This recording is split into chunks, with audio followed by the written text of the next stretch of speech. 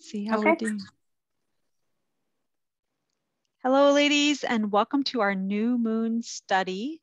We're going to start out with, I just want to hear about your Heshvan, your 8th month. If anybody had any insights during that month, if you were able to catch last month's recording, if you were there, I would love to know if you guys saw anything, any connections to the themes, the Torah portions, Noah's Ark, the rainbow, the promises, all of those things we kind of pulled out of last month.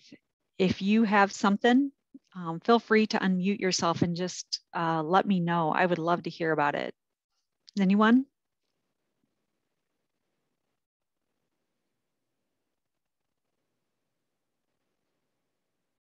Okay. Okay, so as you're walking through these months, really like journaling is a great thing that kind of helps you start connecting. And I hope that you'll begin to see it like not just as, okay, now we're going in the 9th month. Now we're in the 10th month. I want you to begin to see how those flow. And once we get through several months, you'll start to see how the themes flow together. You'll see how even the constellations kind of will flow together to give us those messages. Maybe it's those words that we talked about, the medots, the characteristics that we're supposed to kind of be working on.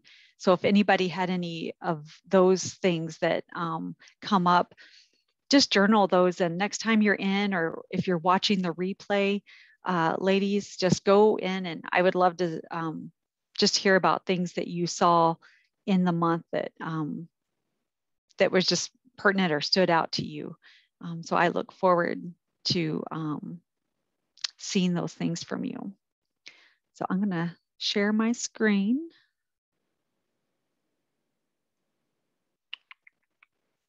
Oh. Hold on just one second.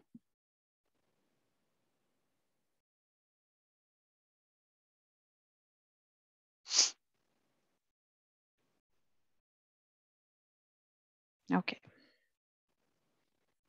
I'll go back over here. I forgot to have it up. I'm sorry. I'm still new to all this.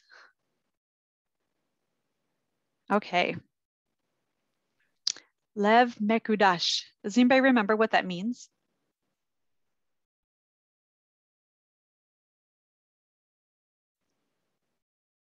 Lev, does anybody know that one?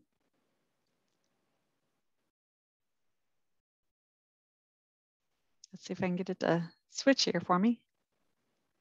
Is it heart? Lev is heart. Ooh, yay. And so Lev Mekudash, it's not letting me. There we go. Renewed heart. So Mekudesh has to do with renewed, and Kodesh is your word for moon or month. So you kind of see that they have that same root word there. So Lev Mekudesh, the renewed heart.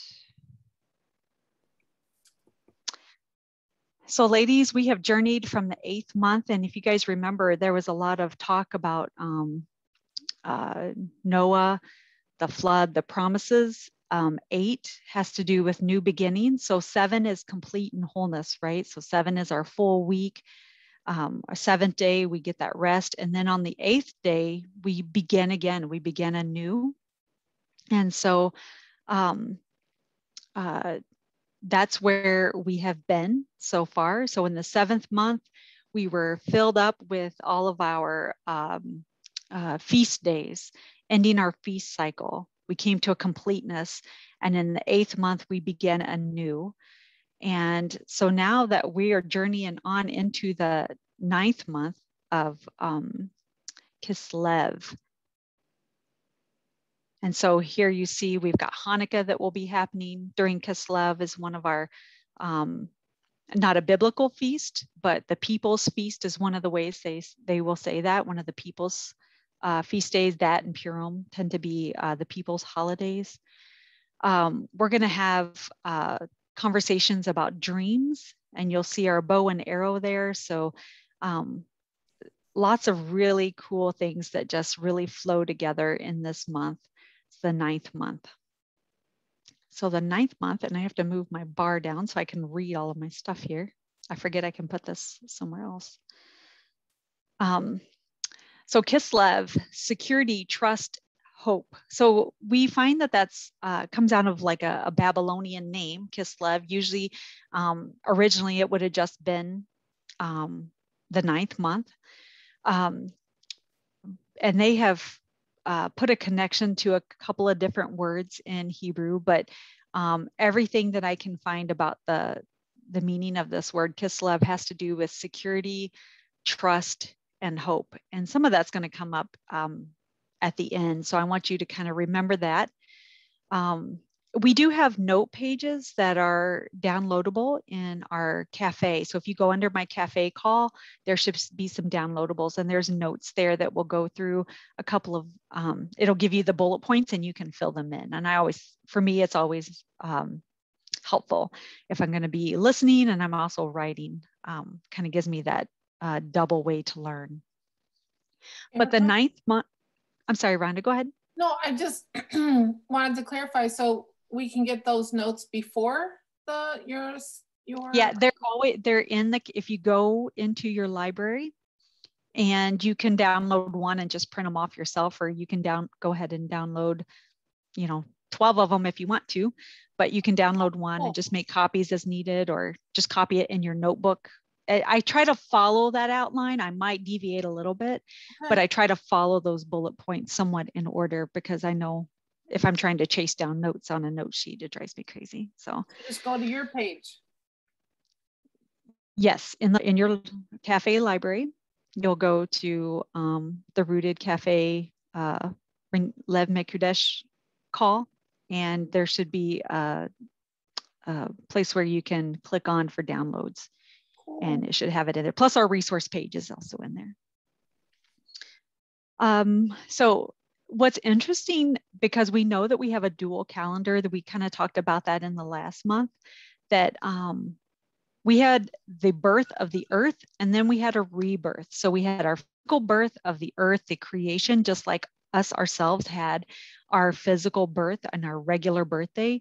But there's also this idea of a rebirth. And so when Moses exited with Israel out, they were having that newness, that they were being birthed, as we talk about 9 and 9 months, they were being rebirthed out.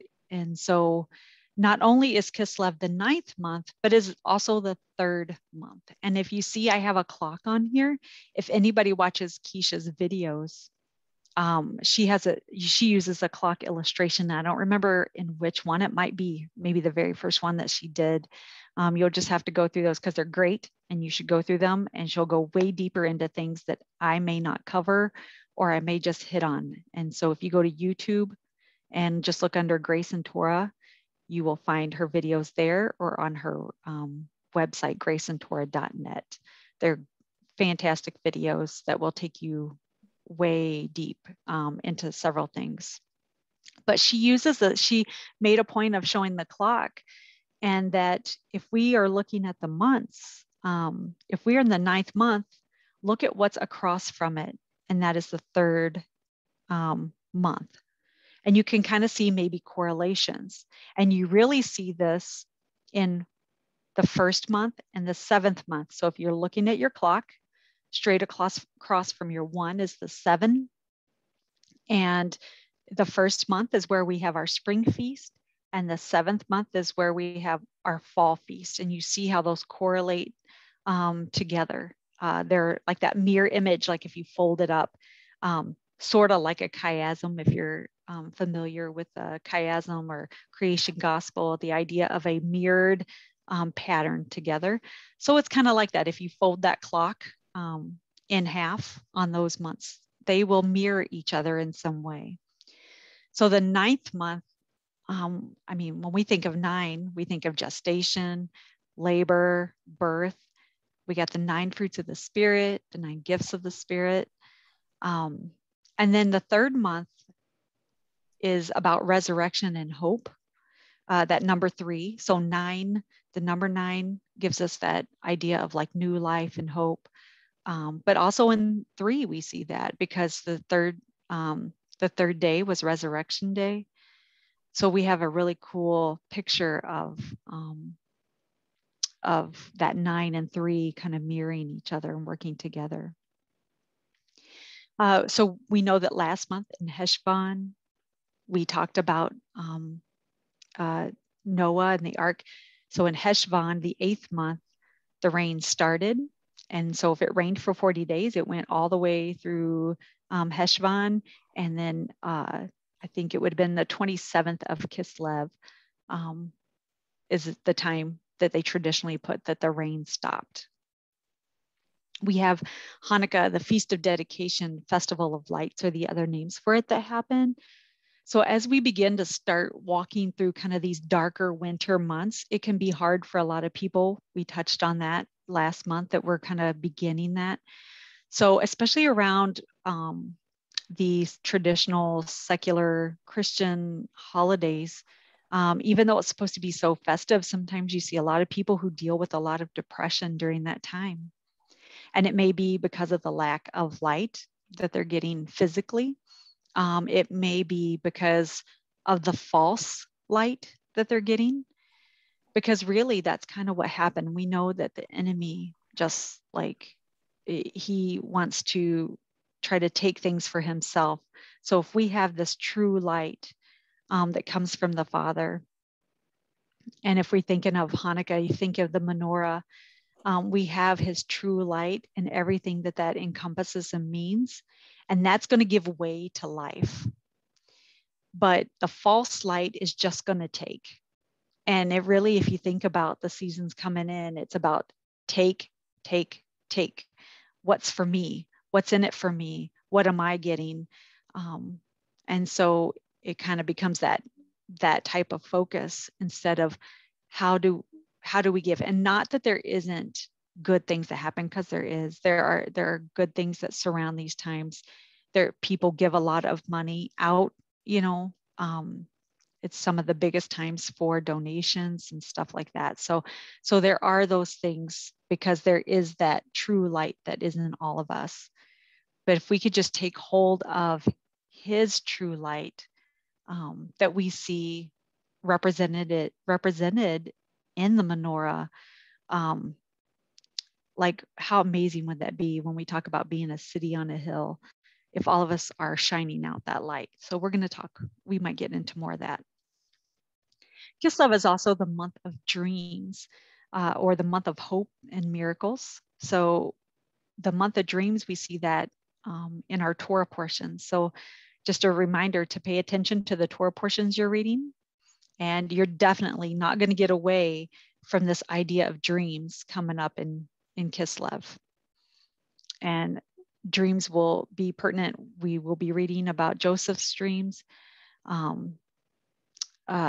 Jacob's dreams, most of Joseph's, I think 9 out of 10 of the dreams are recorded. We read those in the Torah portions during this month.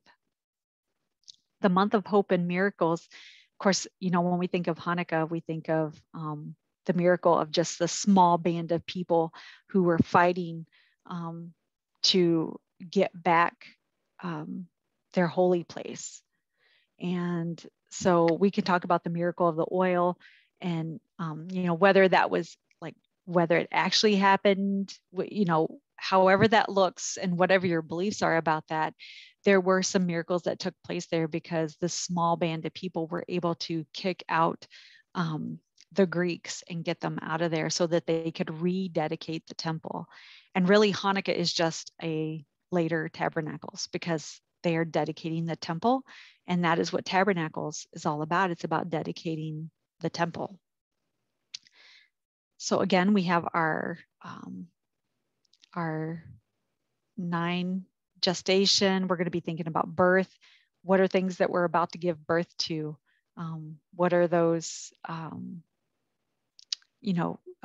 maybe what fruit of the Spirit do we need to work on so that we can have fruitfulness and see where that, where that comes whenever it comes springtime, what kind of fruit we're going to start bearing. Let's see. Let me move my, I'm not sure why I keep losing like. Erica? Yes. Hi.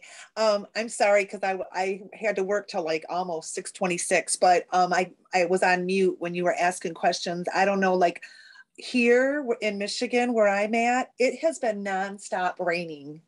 Raining, raining, raining. Like my yard is like a lake almost. So you were just describing that with the the month that we're coming out of and the things we talked about, and this is the month that we're entering, that we just entered into, where the rains are going to stop. So I'm praying that the rains are going to stop here and coincide with that. But I haven't seen any rainbows or anything, so I just wanted to pop in and say that because I wanted to encourage you, because we are paying attention. It must be hard when you're asking us these questions and we're all silent. So, well, I appreciate that, and I know that for some people this is new. So really learning it was new for me. It took me a long time to really start seeing all those connections that he's putting in front of us, and he does it. He'll do it. Yep. Amen. So, all right. I appreciate that, and that rain. We have to remind ourselves that rain is a blessing, and that these early rains, they just prayed for in Israel, right? They just prayed for all of these early rains to happen after Tabernacles. In my mind, I'm okay. When I'm reading, it's like, yes, they're a blessing, and that's what they want, for that fruit to come forth by, in Passover. So, but I just, we've been heavily blessed with rain. So here in well, we pray that we get just what we need. Yeah. Just enough. Thank you, Marcia. Yeah. Let's see. Okay. Our tribe for the month is Benjamin, the son of my right hand. He actually had a name before that, and when he was born, Rachel called him Ben-Oni, son of my mourning. And of course, we know that Rachel died during childbirth, and so we can see why, she was like pronouncing this out, but Jacob took that back, and he said, no, he is the son of my right hand. And we're going to give him that strong name. And of course, we know, when we look at Yeshua, we know that he is the right hand of the Father. All of those verses that we read about my right hand and extending my right hand, we know that he's talking about Yeshua, the Messiah. Benjamin was the only one born in the land.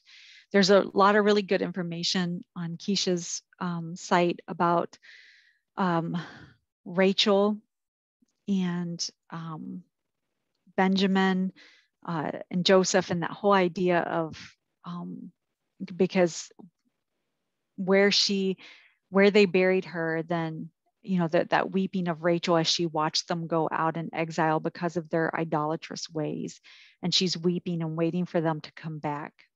And we're going to talk a little bit about that later too, because that's really significant as we're talking about our dreams and our visions.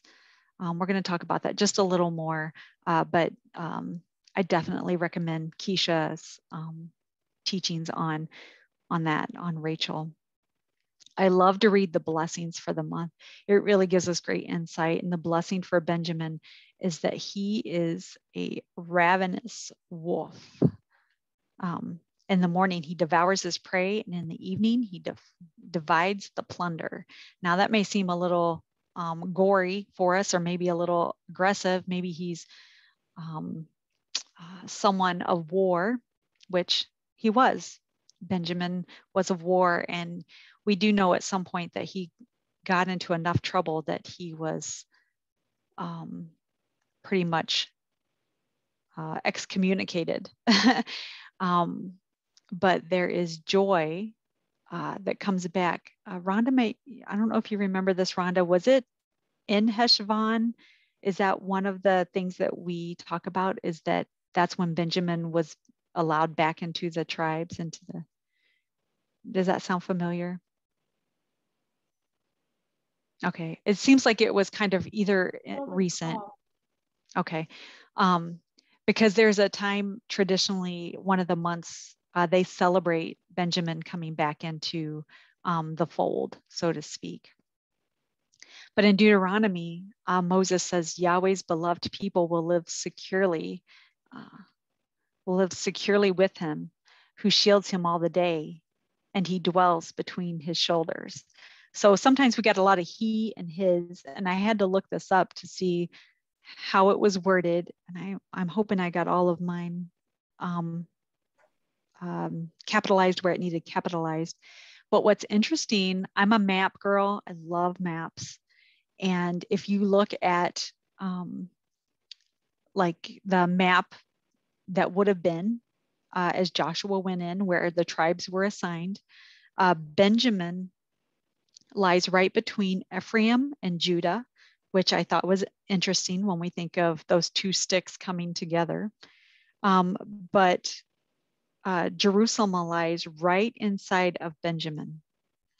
And so when it says, and he dwells between his shoulders, you can almost imagine like the temple sitting right there between Benjamin's shoulders. He's the protector of that place. It says the people will live securely there. So I don't know, that's just really kind of just one of those beautiful visuals when you look at the map and see where it's all kind of laid out. You know, that not only are these just pretty words that we read, but it's actual physical words. Benjamin was known to be, the tribe of Benjamin was known to be strong warriors and wielding a bow. I'm going to read 2 Chronicles for you. This is just a great passage, so I just recommend reading it. 2 Chronicles 14 and 15. I'm not going to read the whole thing, ladies. I don't want to scare you into that I'm going to be reading whole passages, but this is King Asa. So again, this is just a beautiful story. So I definitely say go and read it. So Asa's father had passed away, had died. And it says, Asa did good and right in the sight of Yahweh his Elohim, for he removed the foreign altars, high places, and tore down the sacred pillars, and cut down the Asherim, and commanded Judah to seek Yahweh their Elohim of their fathers, and to observe the law and their commandment. He removed the high places and the incense altars from all the cities of Judah, and the kingdom was undisturbed under him. So I think it says that, I think there were 10 years. Yeah, in the first part of that passage, it says there were 10 years after his dad died that there were peace. He went through, he cleansed that land. And again, Hanukkah and these passages about, and we're going to read where Benjamin comes in here in a second, that's one of our themes, is that rededication, cleansing our land.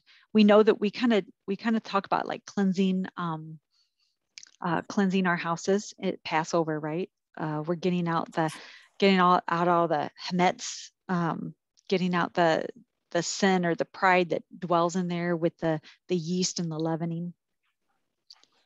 But I just thought, what a beautiful picture of this time right now, because we are in these quiet months. You know, we've had our feast days, and we talked about this last month, that it's time to get to those root of those issues.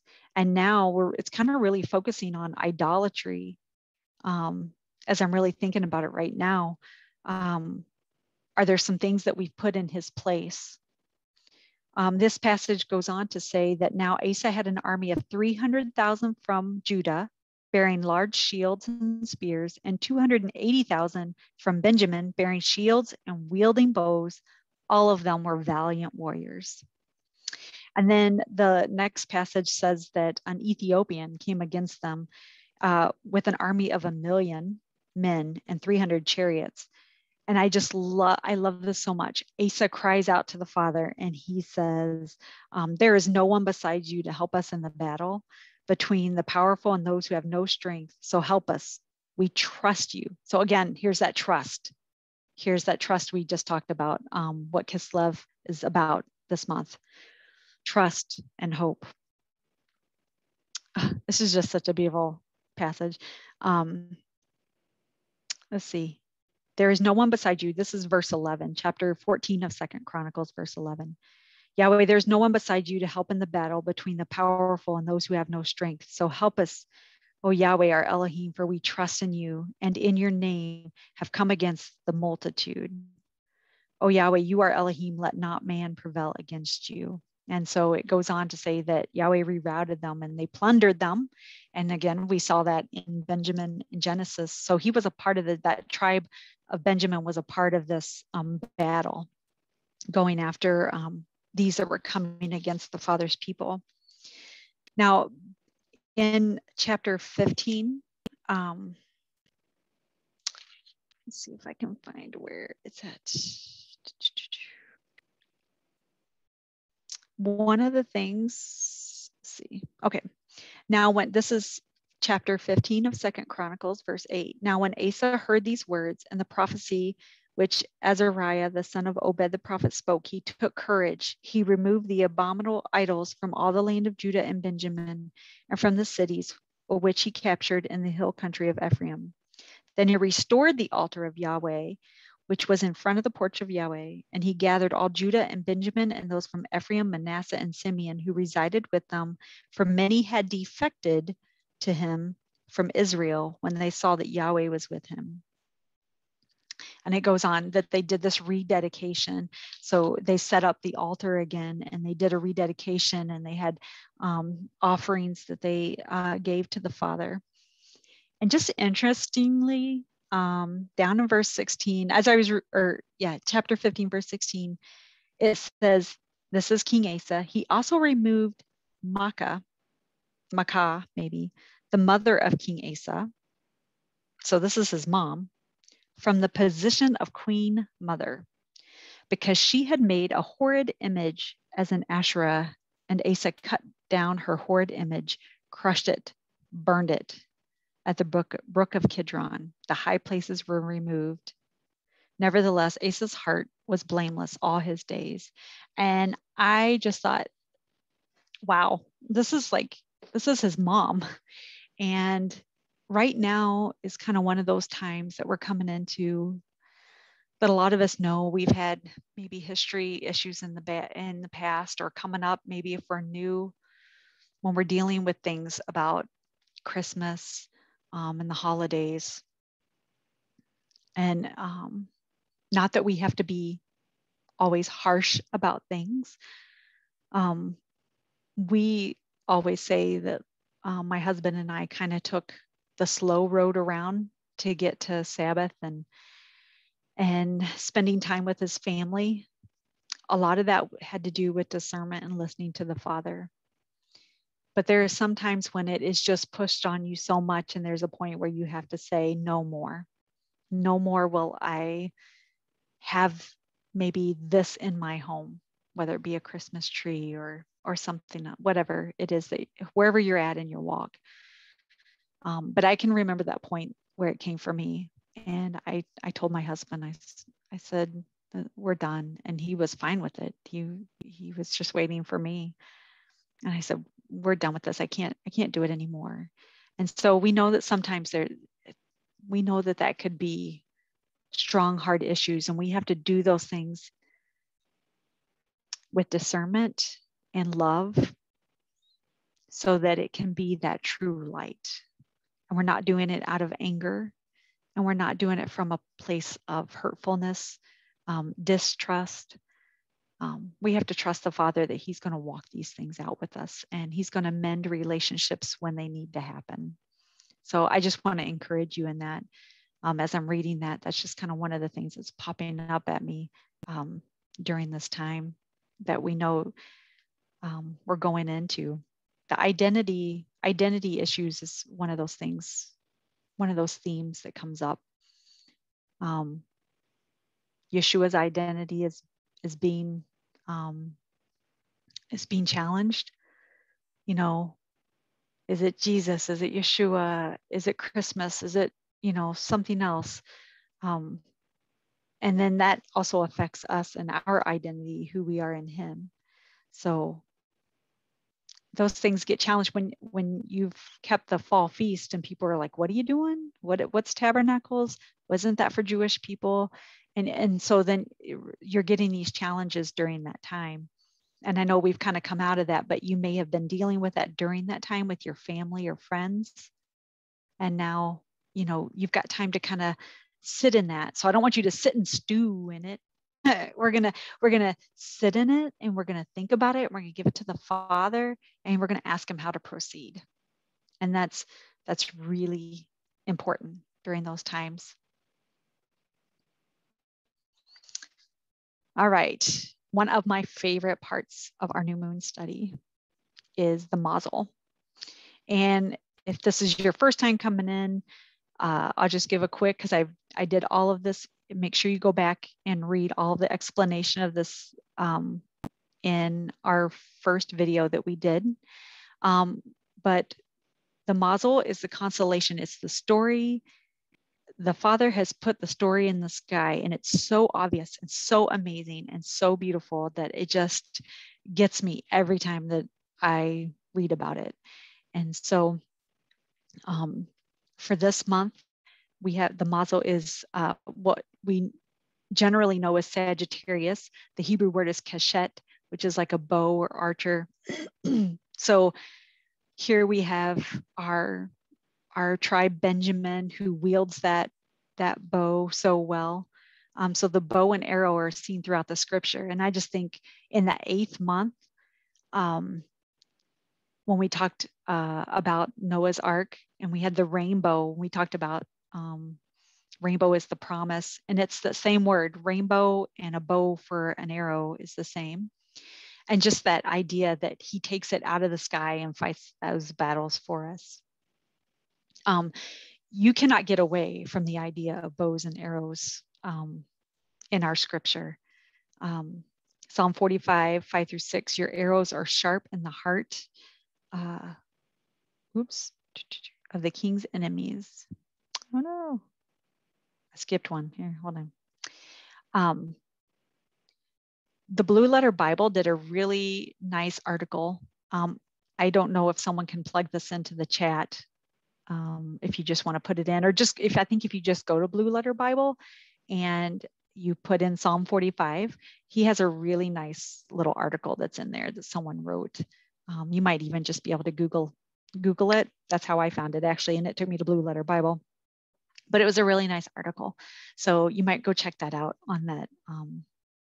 It's like a beautiful Psalm 45 is like this beautiful psalm or song, like a wedding song almost. It's really, really nice. So we went right from our tribe, who's renowned with a bow, to the mazel of Keshet, who is the archer in the sky. This archer in the sky has his arrow ready to fly. And what's interesting is last month, we know that it was Scorpio, or the scorpion, and we talked all about the scorpion as our enemy. In the word, in the scripture, over and over again, when it references a scorpion, it's about that judgment or oppression, the enemy kind of stinging at you, right? But what we see in the sky during this month is that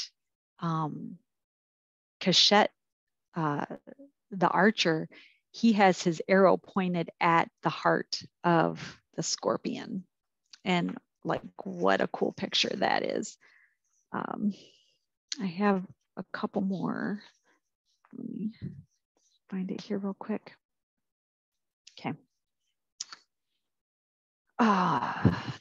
Psalm 21 says, though they intended evil against you and devised a plot, they cannot succeed, for you make them turn their backs. You aim your bowstrings at their faces. Be exalted, Adonai, in your strength. We will sing and praise your might.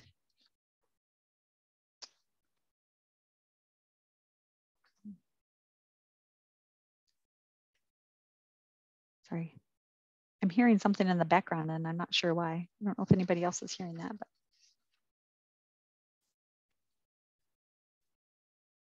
Okay. Paul makes a reference to a Greek poet, and I would not have known this if I had not looked up, seen it. It came up in my studying for this. We see him talking, you know, with everyone, with all of those different deities around, and he, you know, Paul being Paul and being able to speak to people, and all the knowledge that he had knowledge of this poet who talks about, basically the poem is about Zeus, but he talks about this great deity and about us being the offspring. And so Paul says, yes, you know, we are the offspring. But if you look at that poem, it doesn't talk anymore about it in Acts, but that poem, when it talks about Sagittarius, it's a poem that references the constellations, but it'll say, in the midst of the golden star, he stands refulgent now and thrusts the scorpion with bended bow. So these stories, pictures that are in the sky are stories that have been there like ancient times. And of course, you know, as we've talked from the very beginning, I believe that the Creator taught these to Adam and Eve, and then they kept teaching them to give them the story of what's to come. Let's see, the brightest star in Sagittarius is called Name. That's what I'm going to call it, the gracious one. And this takes us back to that Psalm 45 when he says that, I got like a touchy mouse here. You are fairer than the sons of men, and grace is poured upon your lips. And of course, is that not the perfect image of our Messiah? He's got the bow. He's got it aimed at the hearts of our enemies, the enemy. But there's grace upon, you know, his lips. He gives us that comfort during that time to let us know what he's doing, how he's, you know, protecting us. He's I feel like when we're so covered up with those identity issues, like being shame, like feeling shame or unworthy, that's where I see this verse coming in. You know, he's fighting our enemy and he's saying, no, that is not who you are. That's what this scorpion is telling you, because he doesn't want you to live your best life that I have for you. And this takes us right into Revelation. We see our king returning on a white horse. And of course, we talked about the horse gate in our last month. I look and behold, there's a white horse. The one riding on it had a bow, and a crown was given to him. And he went out as a conqueror so that he might conquer. So it's all there. This is that time. I feel like those Second Chronicles that we read about Asa, just the idea of, you know, when he went into battle, Asa knew what he had to do. He had to pray. He knew he couldn't do it. He said, you know, you have to fight this battle because we don't have those numbers. And that's how the Father works the best. That's what he loves. He loves to work in those times. If we can do it in our own strength and we can do it ourselves, reading the Torah portions, as we've been coming up with Abraham, and like when he fights the kings, he's like, I don't want anybody to say that you gave me all that I have. This is what the Father has done for me. He's given me everything that I have so that nobody else can take the glory from him. Anything on that so far?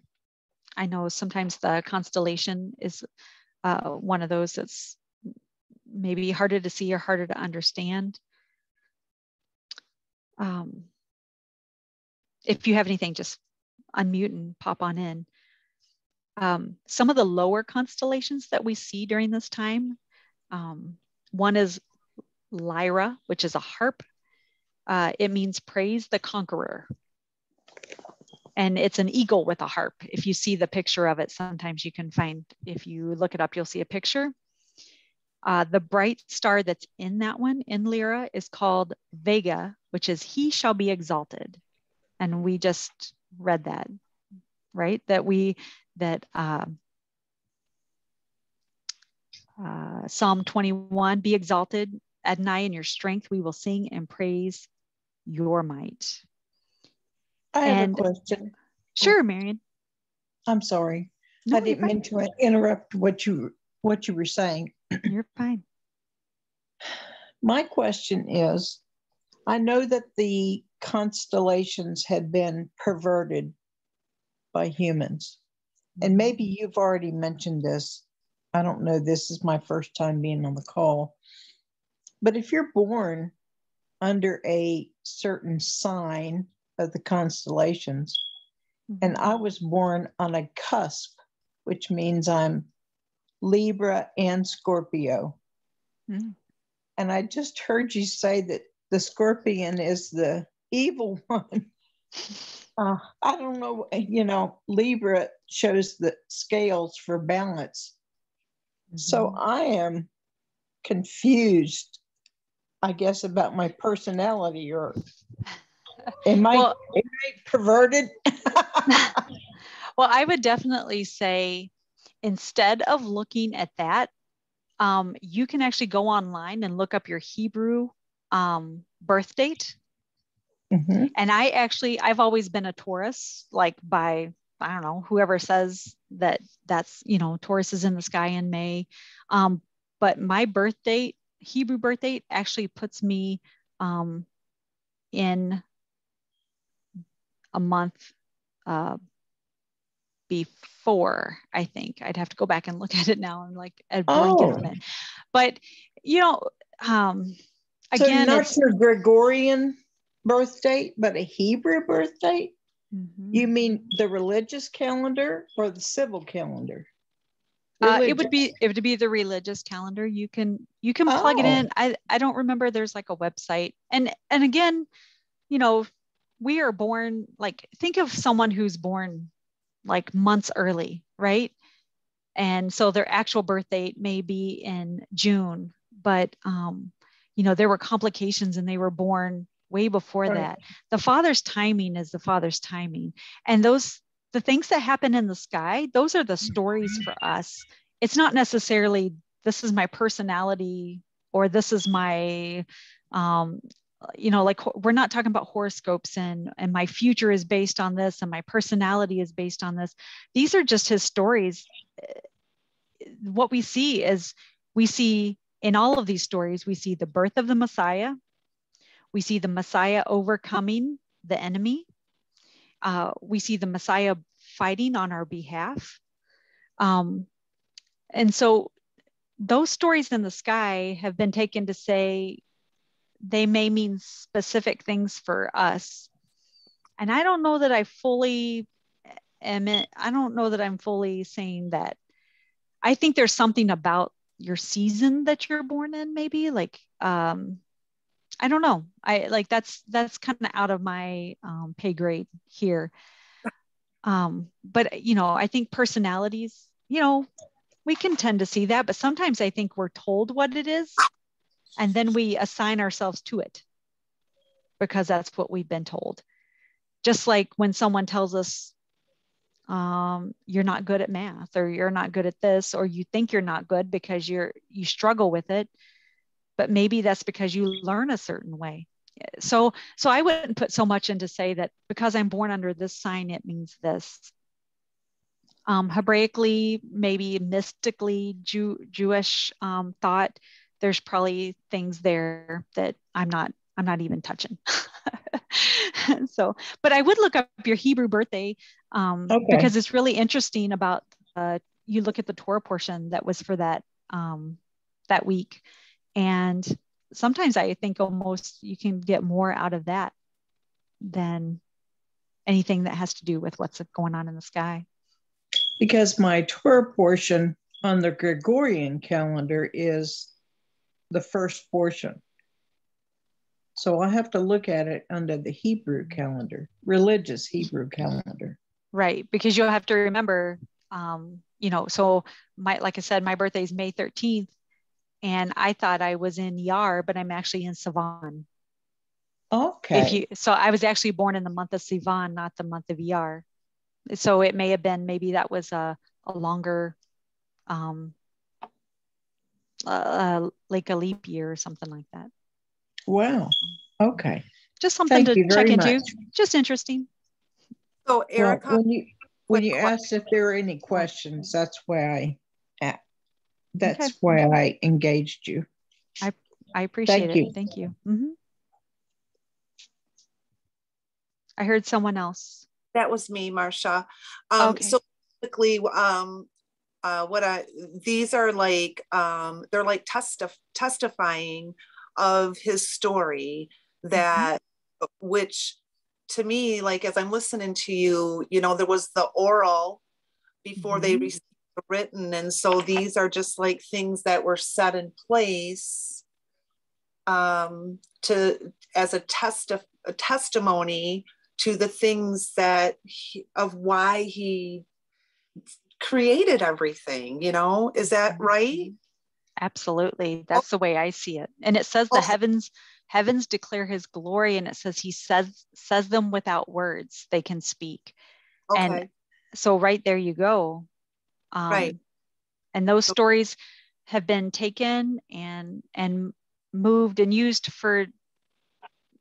in different cultures for different reasons. But what's interesting is that they all, like almost across the board, no matter what culture, are the same type of picture, right, and the same meaning behind them. They just may give them a different name. So, like, we may not want to talk about Hercules because we know who he is in that, in his story.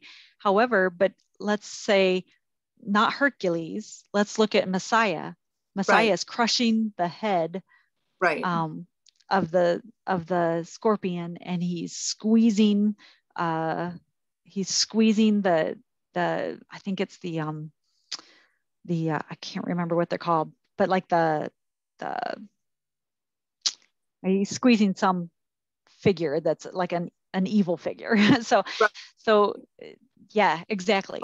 Like a distortion, just like I this is all new to me. Like I've been studying, for a couple of years, but this all is new to me. And so that's why I wanted to just clarify, that these were they were just telling a story. They're still there. It's just been distorted by mankind. Like, it's there's truth and it's twisted. That's what the snake does. He twists things and then comes up with something else. So, all right, I got it. Right. It's the light and the false light. Yep. Got it. I have a question. Sure. This is Tish.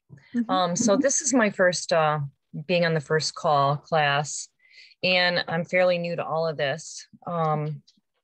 But so my question, and I'm trying to learn this for many reasons, but as we move through homeschool, my daughter's in 4th grade, and we're studying astronomy.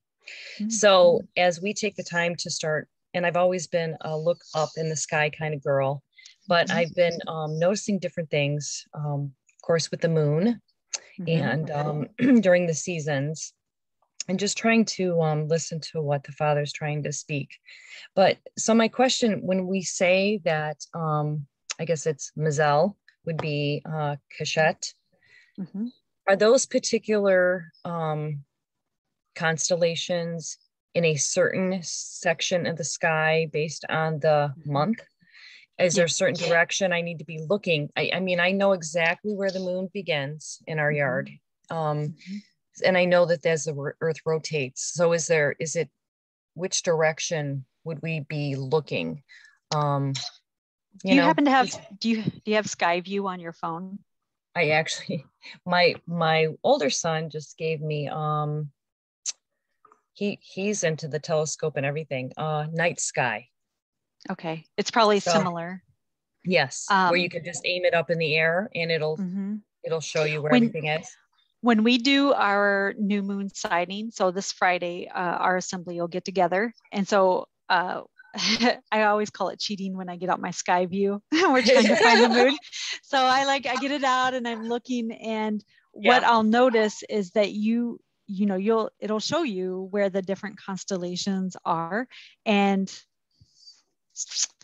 I want to say that when the new moon comes up, somewhere around there, I don't know if it's fitted, I don't know enough about like the placement. Okay. If you look around, you're going to find, I was trying to see if I could actually see it from like in my bedroom, trying to see if I could see even now where it might be placed. But like let's take notice of that this weekend. And so next weekend we'll have it like, yes. So I know it has to do with positions. They have like the book that I go off of, and it's on our resource. Did I bring it in? Yes, I did. So this is the book. It's called Zodiac. It's by a guy named Dr. James Kennedy. So he's not Torah observant. And this is actually the TBN special. So you got your big haired evangelist on the back, but he's got really good information. And what I love is that he'll go into all those names of those stars that I have no idea about.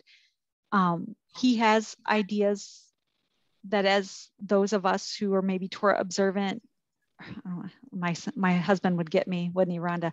As we are Yeshua observant, as we're pursuing truth, and maybe we have deconstructing ideas about heaven and hell and things like that, things may not line up. And like what Charlie says, anything that I recommend, always spit out the bones, go through it and discern, because there may be things you and I don't even agree on, but that book has been really interesting. And he actually has in the back, he has like a picture. It's like, I know it's going to be like online. Oh, you can't see it at all. He has like a picture, it's almost like a circle in the sky that shows it. It's almost like wedges, like a clock. It's the clock. Everything is circular with the Father. And as I've learned it, you're looking at wedges of time. And in those wedges of time of the year, things fall in there. So we've got the story that he has in the sky. And then when you're looking at your months, then you've got your tribes. And this is totally off, but so we had a teaching not long ago by someone who talked about a round tabernacle.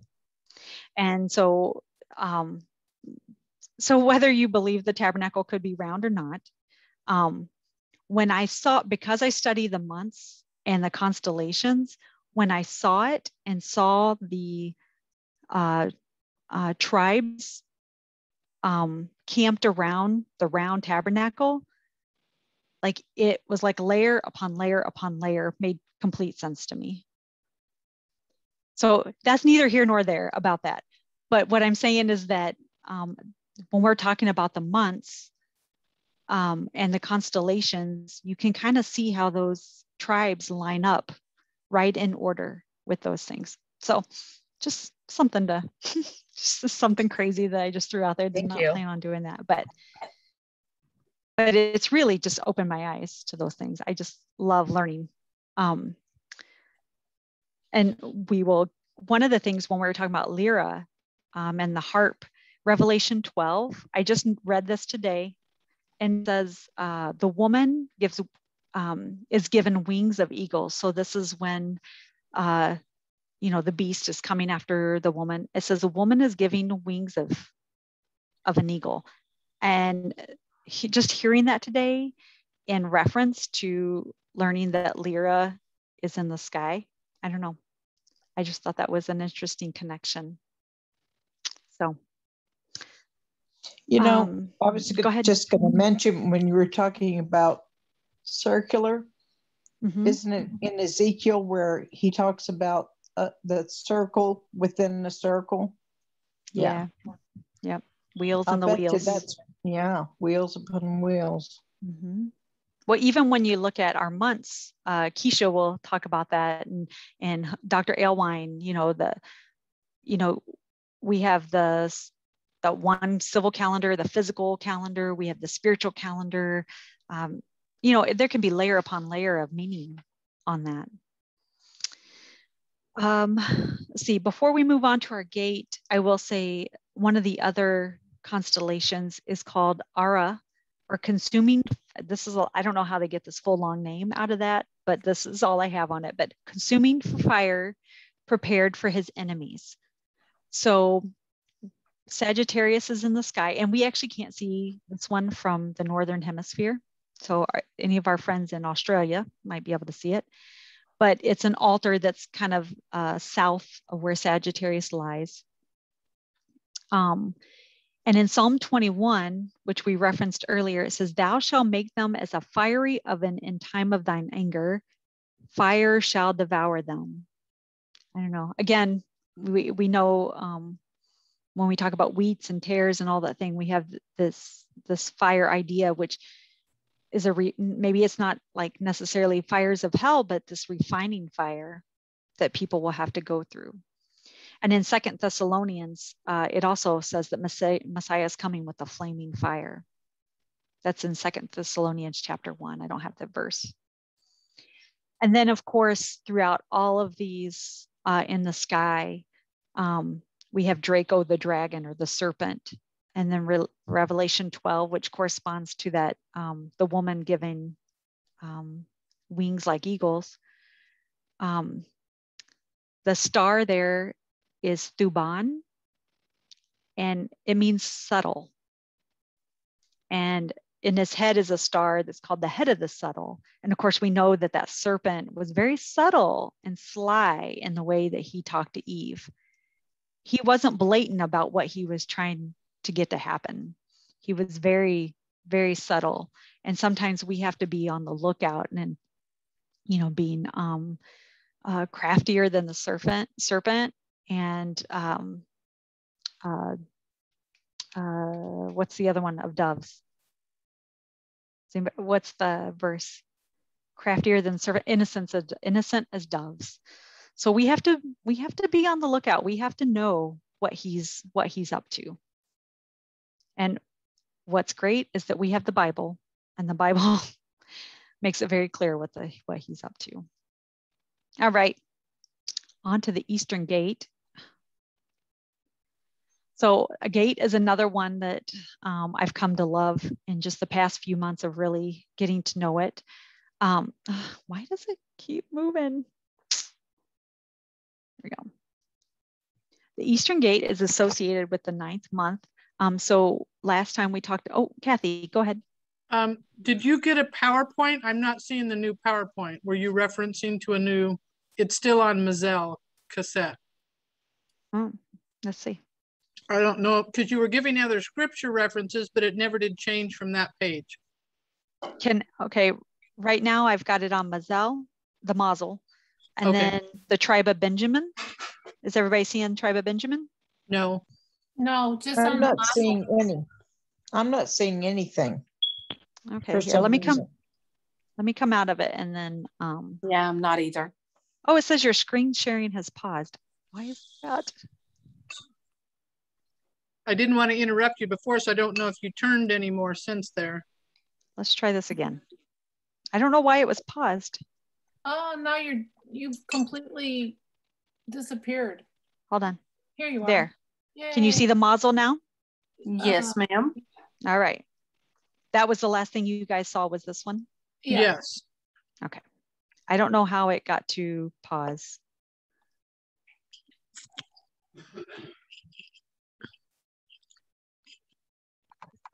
Mm-hmm. Okay. There's our Greek poet. If you need some of those verses, we got Psalm 45, Psalm 21, Revelation 6, and Revelation 12 are some good ones that kind of encompass that mazel.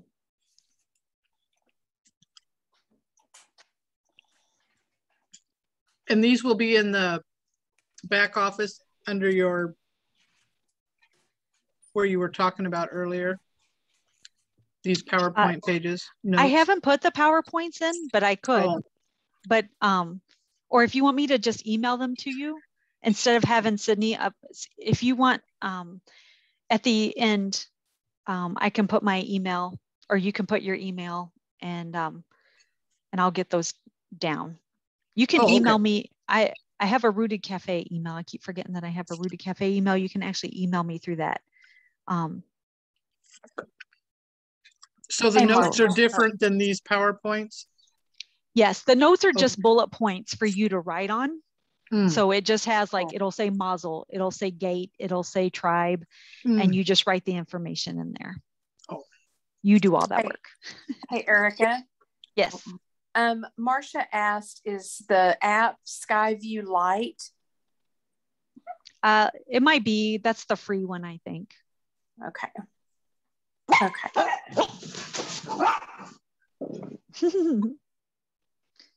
Okay.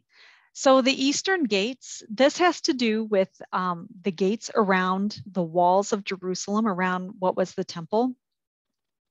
And a couple things interesting that I learned today about the Eastern gate is that, what we see now, like if you go and you Google Eastern gate, it's going to show you this big double-doored wall that's sealed up. And that happened, I think, during the Ottoman Empire. The Muslims sealed it up because they know there was a prophecy about the Messiah returning through the Eastern gate. However, what we see there, when you Google it or if you go to Israel, if you've gotten that chance and you're looking at the Eastern gate, that is not the gate that the Messiah had gone through during biblical times. This is a new one.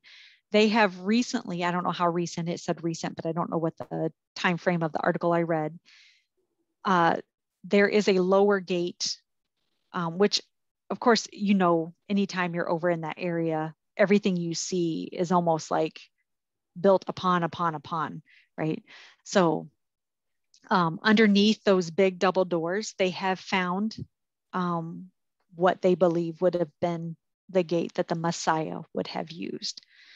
So we get the Eastern gate associated with the 9th month, because if you read Nehemiah, he goes through the different gates and he goes through like who fixed them. He'll say the name of the worker or the priest that was associated with them in most cases. I think in last month, I think we did not have any names associated with the horse gate. It was just the priest fixed it up. And we actually see it connected like that in this one, in that it says Eastern Gate did not have any repairs that needed to be made. And so you see the priest fixing like the walls around it or their houses. And two that were mentioned is Shechaniah, who is inhabited of Yahweh, and he was the keeper of the Eastern Gate, and his son Shemaiah, which is heard of Yahweh. So they were the ones who were fixing that area around there, maybe their home, maybe the walls surrounding it. The Eastern Gate, I just did that one, sorry. So our king has been, that we've been talking about, returning with that bow. He's going to enter through the Eastern Gate, and you can look at Ezekiel 44 for that one. Oh, goodness. All right.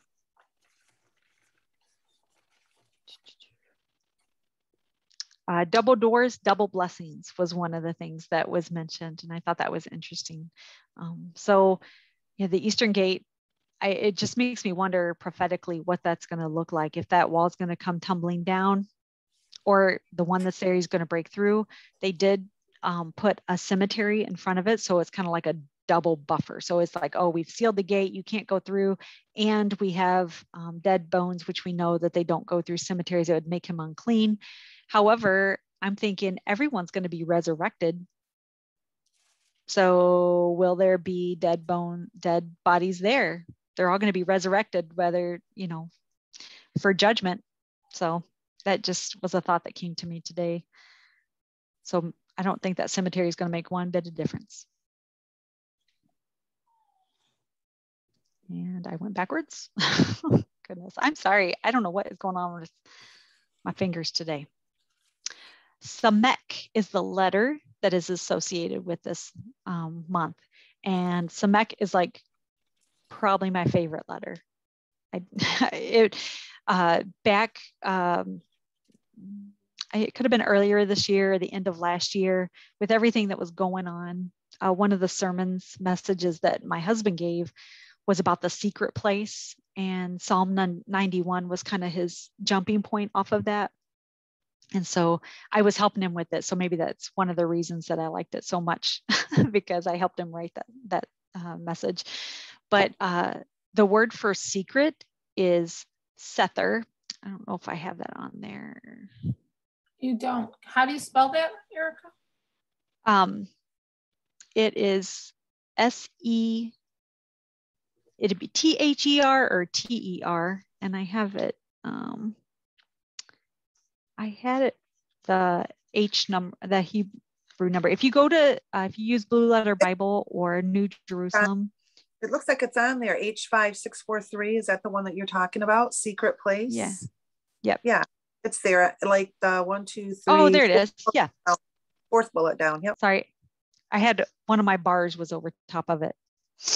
Yes. So Psalm 91, he that dwells in the secret place, that is the Strong's 5643 Sather for secret. And so it starts with a Samek, and just when we think of 9 months, of course, we think of the womb, right? So when you look at a Samek, you think of this enclosed, supportive, safe place that you have. It's a secret place where life takes place. Things are being knitted together. I just love the imagery, all of like that surrounds this letter. So surround or comfort is the idea here. So we need to have our secret place with the Father so that life can grow, so that we can come out of that secret place. Isaiah 26:20 says, go into the chambers, shut the door until the wrath has passed. And so that idea that we need to go in there so that we can be strengthened and supported. We're pouring things out. Those tears that Rachel's crying over her children, maybe that's what's going on in your secret place. Maybe there's tears that you're crying for your prodigal, for your spouse, for family or other friends that you just want to see come to know the Messiah. We kind of talked about that in the last month. Yes. I'm sorry to interrupt you, but something was coming to my mind when you were talking about this. So in the beginning, you were saying, these are the dark months. And what's so interesting with this, and that I'm connecting, is that, it's this secret place is darkness, like it's like where the seed goes, this, unless the seed drops to the ground. And so, I just wanted to say that, because I think I'm connecting it. That's what I'm seeing, is that, we always think of, being surrounded. We don't think about those dark places, how those are things that bring forth life too. And that's just what I'm seeing with what you're saying is I don't know, I would wanted to mention that. I didn't mean to. No, that's perfect. And I love that, like, when we talk about like that light and the false light, so we know that the light gives and the false light just takes and kind of gives a glittery, look to things, but doesn't serve its purpose. And it's the same way with darkness, like dark, that contronym that we talk about with like letters and Hebrew understanding. Darkness is that same way. Darkness can be bad. It can be overwhelming. It can be frightening. You know, dark deeds come to light. You know, you're trying to do things in secret. You know, that's the bad kind of secret. But when things bring forth life, like you said, in those dark places, if it's for protection, if it's for nurturing and nourishing, which is taking place in that soil and in that womb, and it's bringing forth that fruit, that's how we know that it's life-giving. Yeah, it's beautiful. That was just a beautiful picture in my mind when you were talking, and I'm like, I gotta say something. Yeah, because absolutely. yeah, it's like sometimes it's what it can be really scary to us, but like, you know, what seems to be judgment for, you know, the wickedness is also bringing about, you know, protection and deliverance for us. And when we are in those dark places, sometimes, you know, it can be scary to where we feel like running instead of running into it, like into that secret place and waiting for that seed to break forth, you know, or birth, like you said, like a birthing. Yeah. Okay. That's wow. I like this letter too. Yeah, I do. I just love it. And I love, you know, as you mentioned birthing there at the end, you know, we know what has to happen to get that baby. It's not easy, and it can be painful, and it's a squeezing, all of those things. But we wouldn't trade it for the reward that we get on the other side. Right. Exactly. That's this. It's beautiful. Wow. Yeah. And sorry. No, go ahead, Rhonda. Well, I was thinking too, is that when you think of, if you think of darkness or in a spiritual way, sometimes we tend to just think of darkness as as in warfare, right? Because of what it says in Isaiah about until the wrath has passed. But darkness can also be a place of not knowing, a place of being unsure of what the Father's plan is or his will is. But I love the visual where it says, you know, shut the door until the wrath has passed, because it's like if you retreat, you're going into that secret chamber and you're just waiting on him.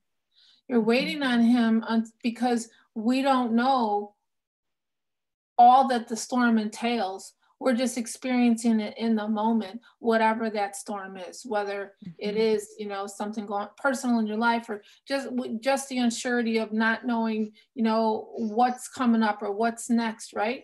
But to be able to just know that there's a chamber. I think of the submarines. That's what I think of as a chamber. That is secure, that is solid, like, you know, nothing's coming in and you're not, you know, leaving out until that door is open, right?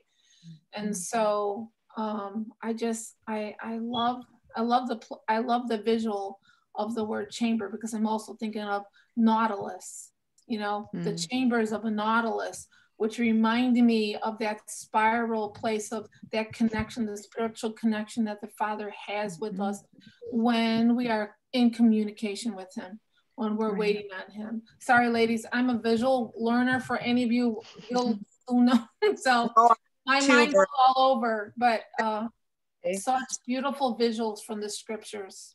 In the same token, you know, our Father keeps us in a secret place, and he cloaks us from danger many times.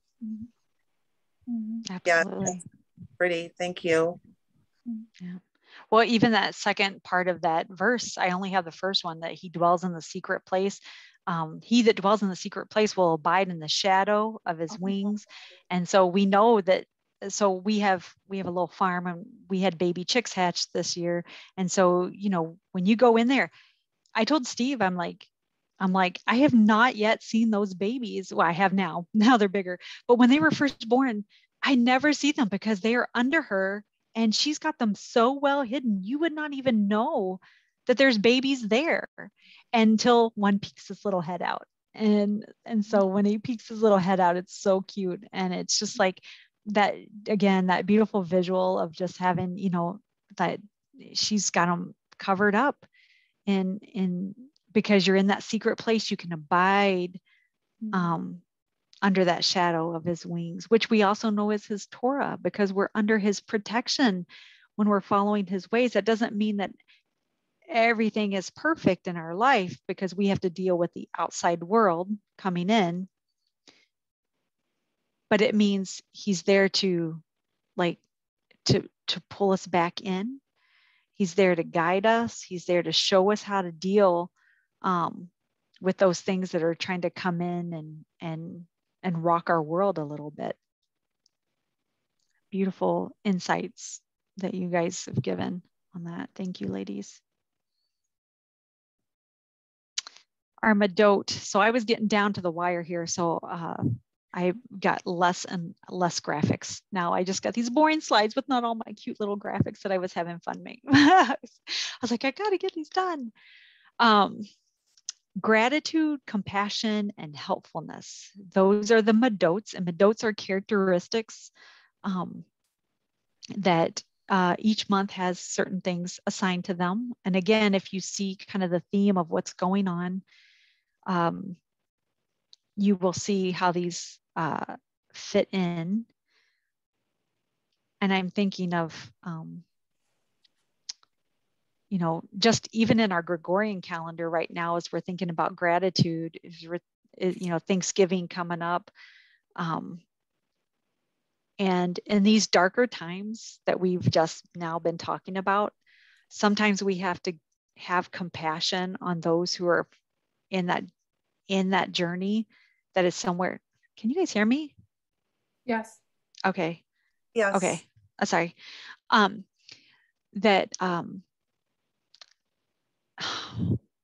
As they're walking through something that maybe you've already walked through, or you've been through those dark times, that's what gives us that compassion, and we're able to help those.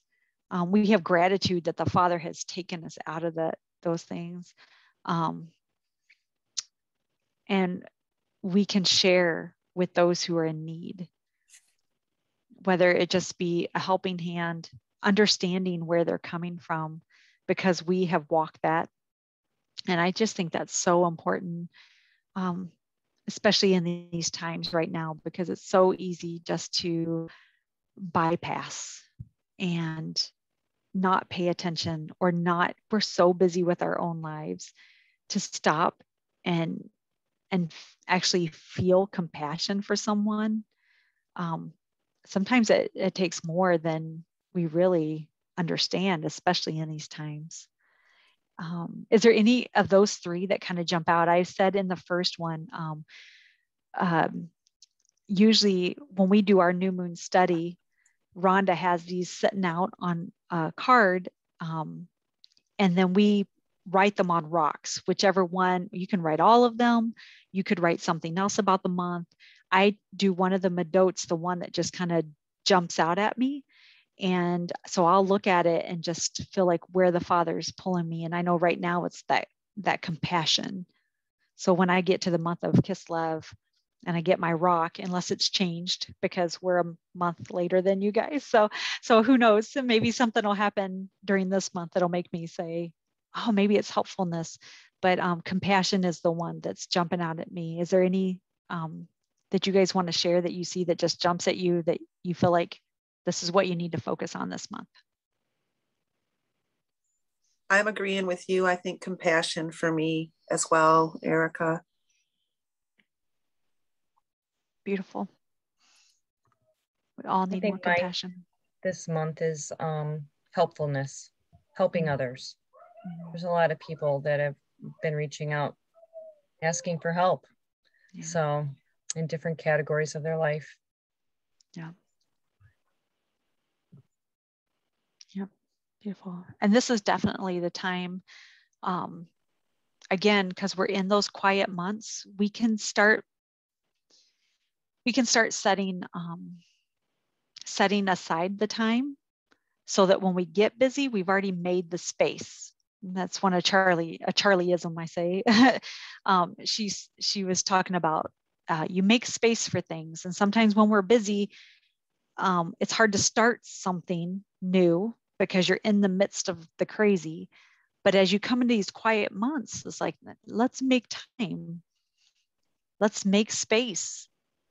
And some people don't like the idea of like making space. Like that, when I think of this, making space for gratitude, well, this should just roll off of me. Well, sometimes it doesn't, just because of our circumstances. So if I say, I'm going to make a space for gratitude, which means every morning I'm going to write up, or every night I'm going to write something that I'm thankful for. I've made space for gratitude. Compassion. Maybe I need to make space. Like, again, how do you make space for something that's like, it's almost a feeling, not a feeling.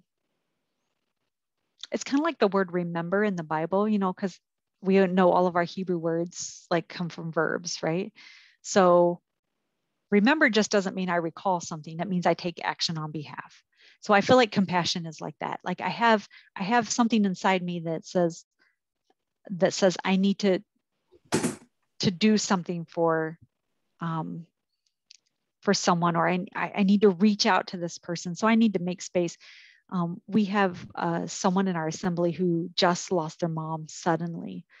So as far as compassion goes, I need to make a space that says, I'm going to reach out to that person and make sure that I touch base with them like every couple of days to make sure they're doing okay. During Tabernacles, we had a young mom who had a morning. She was there. Her husband had to work, so she was there by herself with her kids, and she was ready to just, you could see it. And her RV was next to mine. And, you know, just stopping to talk to her, making space. So I want to make sure when I'm thinking about this compassion, I want to make sure that I reach out to her and I make space, that I connect with her to let her know that I'm still thinking about her, that I'm still praying for her. It wasn't a one-time deal. Sometimes it is, because maybe you only see the person once and never again, or have any way to connect with them. Maybe that's how the Father did it. But for me, I'm going to make space for that. And then just like making space for helpfulness, how am I going to do that? Like, if you know specific people that you can help, how am I going to? So every Friday, I'm going to go do this. I'm going to go drop off. I'm going to go drop off a meal. I'm going to go drop off a gift card. I'm going to go take them a card. You know, whatever the Father is placing on you. We have to make these ideas of gratitude, compassion, helpfulness. In the past, it's been diligent, faithfulness. Don't just let them be words that are ideas in our head. This is hard for me. I have to take them from the ideas to making them tangible. So that a challenge for us this month, for myself and for you guys and anybody who watches later. Like, let's make space for those things and see what happens. When we make space for the things the Father's calling us to do, He's going to show up and He's going to do awesome things. So I look forward to hearing those next month, ladies.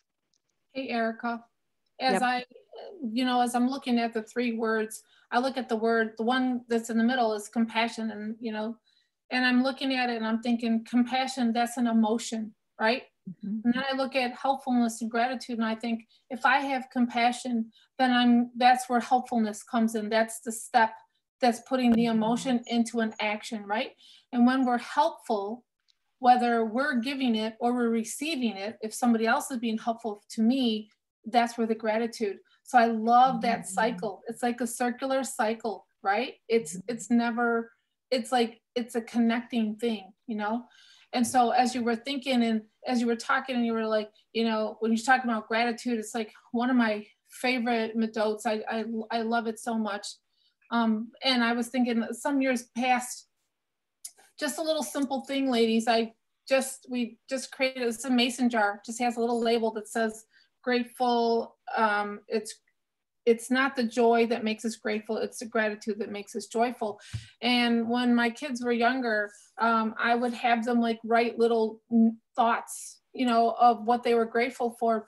But I was thinking, I'm not a very good journaler, but I was thinking maybe every time I receive help, or I receive, you know, a blessing from somebody else, or I was able to do it, it's just a tangible way. Erica's using the word tangible, a tangible way of maybe keeping note, like recording us maybe a year or even a month, just this month. Like how often. So it's like a visual of how mindful were we in putting that emotion or a thought into an action. So it's just a different way of journaling, I was thinking. Absolutely. I love it. And I love that you brought up the idea of helping, but then receiving help, or receiving compassion, or receiving gratitude, because sometimes that's not easy for us. And that's, you know, someone else receives a blessing when they're acting that out. And when we try to stifle that, you know, it's not easy. I'm not a big ask for help person. So that's why I kind of brought that out. Maybe helpful. I don't know. Maybe I need to rethink that one by next month. But yeah, that's important too. I love that it's not only going out, but also what's coming in. Good. Nice, ladies. Love it. Okay. Our scents for the month. And so if this is a little new to you, so we know our 5 senses. And so the scents kind of go in the sense in terms of the Jewish thought and the biblical months goes beyond just taste, touch, hearing, you know, things like that. It goes beyond that into just things that, how would you describe it, Rhonda? Things are, so one of them will be coming up will be anger. It can be walking. It can be your, you know, it can be your actions, right?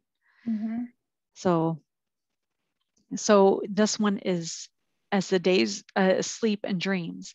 And of course, you know, we have darker days, kind of makes us think of that. I don't know about you, but as soon as it gets like this, I want to be a bear and I want to hibernate, and I want to know why we can't hibernate. But with sleep comes dreams, and that's kind of the biggest thing. So the first thing I'm going to say for sleep is so important. And I am the last person who should tell you that. I work 3rd shift. I don't get enough sleep, and I never have. I'm a night owl. When I was like a teenager, I kind of had insomnia. Like I'd make myself go to bed at 10 o'clock, but I'd lay awake and my mind would go. But I just naturally, my mom was a night owl. I was kind of a night owl. Before I started working, I would be up late, like, you know, 12, 1 o'clock, because it was like my me time. And then I'd be up at, you know, 6:30 with the kids. So I was never like 6 hours is like my go-to. But as now I'm older, I find that my body can't be as productive as it used to be for lots of reasons. And I know that sleep is one of the main ones the Father is trying to get across to me. So be praying for that as I try to figure out my job situation to begin to take better care of myself. Sleep is important. I remember reading a study at my job, which was funny. I work 3rd shift at a prison, and there was a magazine, a science, popular science, and the whole magazine was about sleep. And I remember the one article I was reading was about what one all-nighter. So like if you're in college and you stay up all night and you're studying, what that does to the body. And I'm like, oh my gosh, like how, like all these people that you know that have been on 3rd shift, like half their working lives. My husband has done it for the last 11 years, I think. And I've been on it for the last 6. So I can't imagine people who've done it their whole lives. But yeah, so again, a lot of that too has to do with what you take in to your temple, how you take care of yourself. So I'm going to leave that sleep part right there. And if that is something that you and the Father need to work out, then by all means, let him work with you on that to get sleep. but with sleep are dreams. And this is kind of really the interesting part of this that can come up, to begin to pay attention to your dreams. And this can be hard because sometimes they're not nice dreams. They're not good dreams, or there may be dreams you don't understand. They may be violent. So pray into this month. If you are a dreamer, maybe you're someone who dreams all the time and already journals those dreams down. Maybe you don't dream that much or don't remember your dreams. I think we all dream. We just don't always remember. Take notice if you have more. So this time last year was when I think we really first took notice of this being the month of dreams. If Rhonda, I would think she would probably agree with me. Mm-hmm. And it wasn't an easy month. And I actually had someone who randomly contacted me, a friend of mine.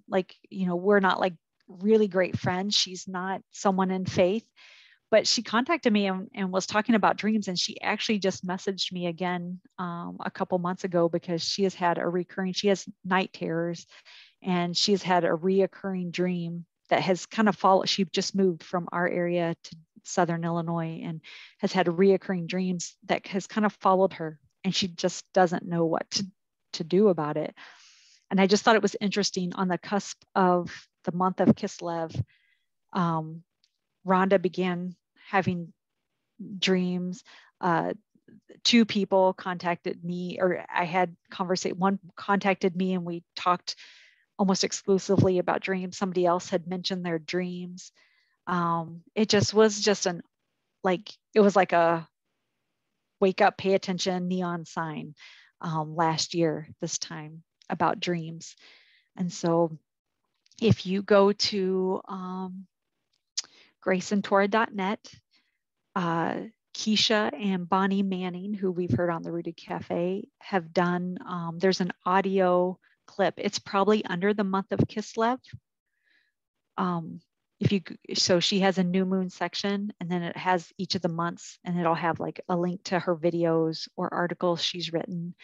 There is a link to this it's kind of a discussion interview type of thing that Keisha and Bonnie did about dreams. That'll give you more information, or just kind of about maybe things to ask yourself about, like, what did that mean, or what could that have meant? There's a lot of resources out there about like what things mean in dreams. Look in the Bible. If there's numbers, pay attention to that. Mm-hmm. Pay attention to the names of the people in your dream. All kinds of things like that could come up. I'm definitely, absolutely no expert in dreams. The Father's only given me a handful of dreams that I know were very significant, and usually they're to pray for people. And so those are usually pretty not personal, but I'll wake up and know that I'm supposed to pray for that person. One, because the dream will be very vivid, even if it doesn't make sense. It will be very vivid, and I'll know it's about that person, and I'll know why. Even so, like, I had a dream about a girl I went to high school with, and that she had to make a decision. The dream would have made no sense to anyone.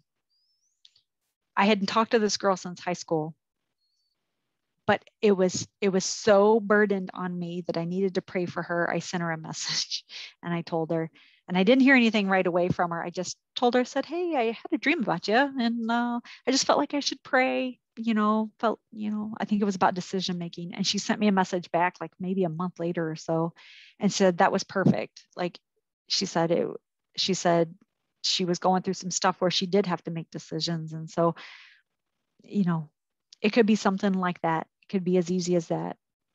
Sometimes those dreams aren't meant for anybody else but you and the Father. Rhonda, I don't know if you want to share just any insight on that, because you've had to deal with more of those dreams than I have. You don't have to share anything, but. No, I was just thinking, you're right. Sometimes those dreams are just between you and your Father, but when you when you don't understand them,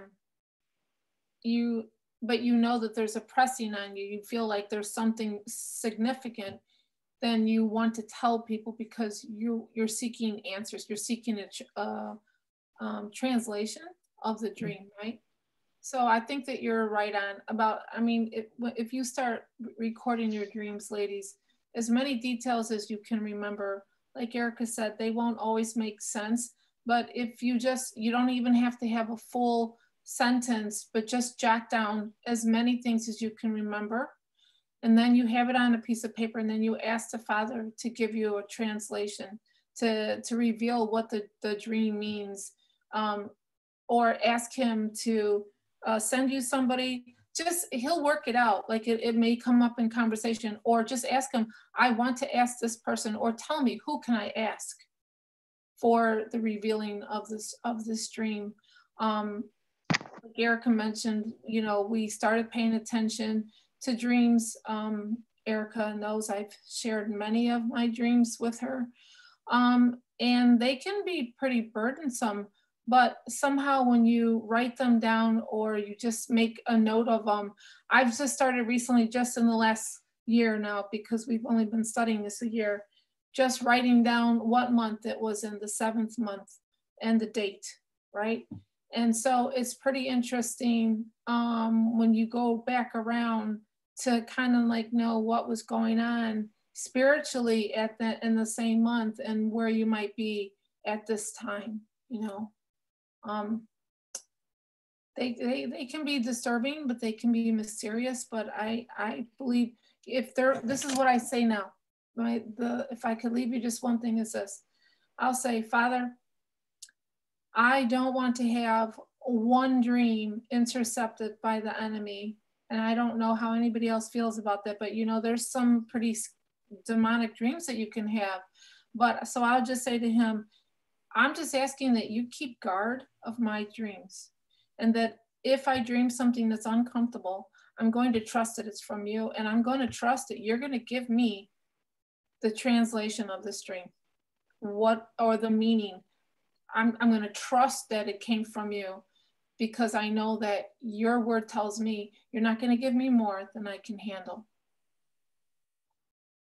Hallelujah. Absolutely. Thank you for sharing. You're welcome.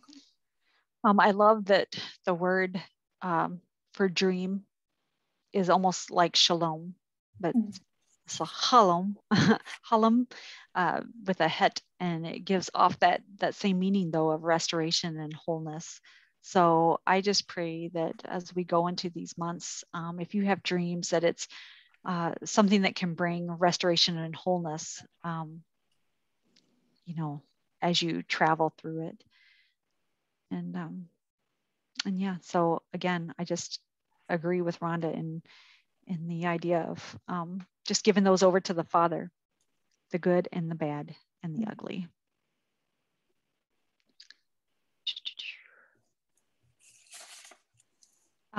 Job 33:15 says, in a dream and a vision of the night, when deep falls on the people, he terrifies them with a warning.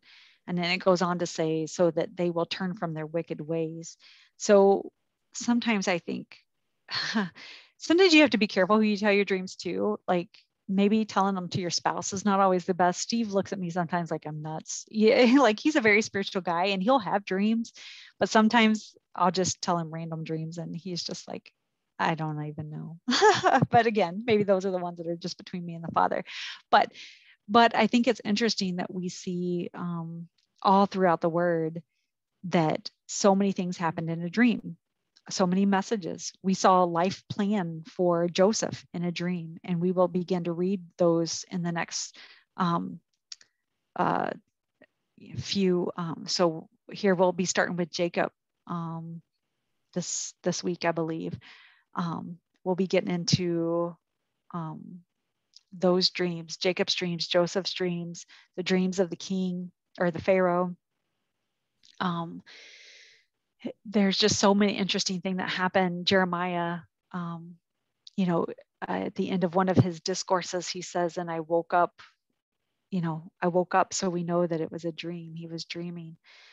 Joel 2:28 says, I'll pour out my spirit and your sons and daughters will prophesy, your old men will dream dreams, and your young men will see visions. And so don't just pay attention to night dreams, pay attention to daydreams. Maybe it's a vision, maybe it's a word the Father's given you. I'm someone who has a really hard time with being a dreamer and not night dreaming, but just like, this is what I think this would look, this is how I perceive this looking. I would love to do this. I would love to be a part of this ministry, or I would love to help or volunteer or do, whatever it may be. Maybe you want to write a book. Maybe you want to start a blog. Maybe you just want to see certain things happen in your family. You want to institute certain traditions in your family, and that almost feels like a dream because your family is so fighting against you. So take into account those dreams, write those dreams down too, and give those to the Father. Because if they are the dreams and the desires of your heart that line up with his will, he will make a way. So don't just think of night type of dreams. I want you to think of visions and dreams you have for your life, dreams you see for your kids and your grandkids. Be a dreamer like Joseph. It may start in the darkness, but there'll be breakthrough and new life, and we have to hold on to that. That is he doesn't want to give you things that are scary or terrifying just to scare you and terrify you. There's a reason for that. And like Rhonda said, seek him out, find out what those things are for. Erica, the scripture that came to my mind was hope deferred makes the heart sick. So it's kind of like what you're saying, like when you have those desires that well up in your heart, I'd like to do this, or, it's, hoping, taking it to the Father and making sure that, it's part of his plan for us, but, just putting our hope in that desire that he's placed in our heart, that vision that you said, kind of like, and not like just chucking it away, like I can't do that, or that's not who I am, and that can, so when we hang on to that hope, it's, it produces what you've named this class. Exactly. Yeah, that's beautiful. I love that, Marcia. I love it.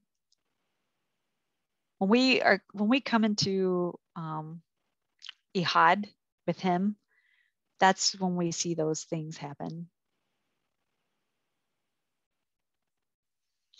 I don't know why it keeps flipping on me. Other considerations. The organ for the month is stomach, and I think of digestive issues. And let's see if I can find the right book here right away. Emotional Healing. This is one of the books. It's on our resource page when you check it out in the call. Hebrew and Healing in the Hebrew Months. She talks about the stomach, and she talks about that has to do with, which I think is so perfect and fitting for this month, the idea of a lack of trust or hopelessness, self-blame. And, with this month being about trust and hope, I mean, it makes perfect sense that this would be the time that those things would be attacked. And one of the things that came up, can't remember exactly which resource it was, but it talked about, I think it was actually in the series, but it was in the other one. It talked about, what about our trust issues with the Father? Because this might be a time to deal with those. A disappointment, because maybe there has been a hope or dream that we've had that hasn't come to fruition. So maybe we're having trouble trusting that he can make it happen or will make it happen, or trust that he has a better plan for us, or that we've lost some hope. Maybe not even necessarily because of the father, but because of things that have happened around us or things that we're seeing within our family or friend group or congregation or something that has caused us to say, I just don't see a way. I just don't know how it can happen. Or maybe we're putting it on us. We're constantly self-blaming because something broke down. Maybe that dream didn't happen, or that something didn't come to fruition, and it has to be my fault. I had to have messed this up somehow. And so I think sometimes we take all these things on without even asking the Father. It's just our natural first instinct to say, oh, I can't believe I did that. And, this would have been so much better if I wasn't the one in charge, or it would have been so much better if, it probably would have happened in a more, whatever it may be, a timely way. We would have got a better turnout if I would have let so-and-so handle it instead of thinking it should have been me. Well, take those things to the Father, and he's going to work those things out in you. And he's going to say, maybe you did take it over and it wasn't your spot to take because you didn't seek me in the first place. And you have to go, oh, okay, now I got to deal with that. But we have to trust that he wants the best for us, and he's going to work those things out in us. But I think sometimes there's some deep-seated trust issues with the Father that affects our relationship this way and our relationships this way that we have to deal with. And when we talked about in the last month, we talked about those roots laying bare after the flood. We had this deluge. So maybe there were some things that, destruction was caused. We know that. And so as Noah came out, the land had to be renourished and had to be filled up, had to be made plentiful again. And so really seek the Father if maybe there's some trust, or just it's never going to happen. It's never going to happen. And see if there's something deeper in there that you need to deal with between you and the Father. Yeah, Erica, when you're talking about you're creating the visual for the deluge, and I'm thinking it's like it's like a life needed to be rerouted, right? It needed to start again, right? And so I'm imagining when you're talking about the roots being laid bare, everything was, right? It was just like, all of those, whatever was there is now revealed. It's in plain sight now, right? And it's not looking very good. Right. When I'm looking at the organs, stomach and digestive issues, I'm thinking about anxiety. When we're feeling nervous or anxious, what is that? That's a lack of trust. When we're feeling, and you get a stomach ache when you're anxious, right? You have a stomach ache and you can have long-term digestive issues from being nervous all the time, right? Some people will call it I just have a nervous stomach. What is that, right? And I look at the word hopelessness. What is that? That's depression, right? These are issues that are revealed in other ways. And then it takes me all the way back to the beginning of your talk when you talk about the secret place. Like that's the place to bunker down. That's the place to stay so that we learn to grow trust. Our trust is strengthened in him, where we learn to have hope, even if it starts with a flicker of light, right? And that it grows. So in that place, in that quiet, still place, we can regain all of these things that we're looking at. Absolutely. Absolutely. One of my favorite stories as of late was the story of Elisha and the Shunammite woman. We had someone do a message on that probably almost 2 years ago now, and it just stuck with me so much. And I thought, If you're not familiar with the story, this woman was faithful to take care of Elisha when he came into town, that they built a room for him. And Elisha wanted to do something for her. And the servant said, his helper said that she didn't have any children. She was barren. So he said something to her, and she was almost like, don't you promise me those things? And then she had a son who, probably became the light of her world. And then he died. And I think of the disappointment and the lack of trust. Like that, when I think of this, I think of that story, and I think of her saying, I didn't even ask for this. I didn't even ask for it, and you gave it to me, and now it's gone. You've taken it away. And I don't know, that whole story. I can't give you the Bible reference for it right now, but maybe if that's something that you're dealing with, maybe check out that story. And the idea that a resurrection will take place, like Rhonda said, a resurrection will take place. I just can't even imagine sometimes some of the things and hurts and things that people have had to deal with. When I look around, I feel like mine is so minimal. He cares about everything that I go through. But when I think of some of the things that people have had to go through, that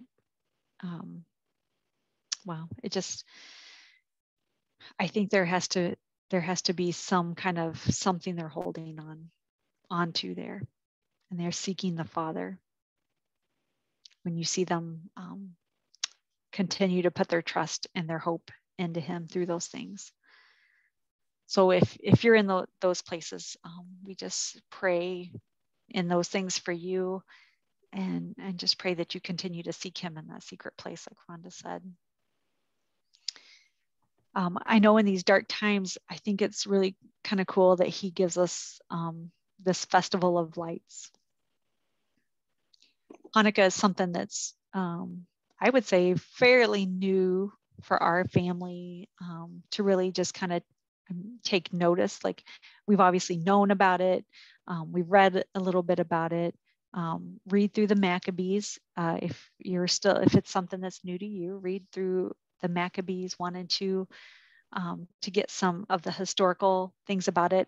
I didn't put a ton of stuff in here about it just because there would have been so much that we could have done, and I don't even know what time it is at this point. So we're going on a couple hours here. So the Feast of Dedication, the Festival of Lights. Some people think that this is when the Messiah was conceived within Mary. And then that would give 9 months later into the fall feast time. So what a beautiful gift that we were given during that time, if that would be the case. And I love, again, the idea of the menorah. When we think of the menorah and the miracle that took place there, of just that ever-burning light that is there, not extinguishing, so that they could dedicate the temple. Like, what a beautiful picture.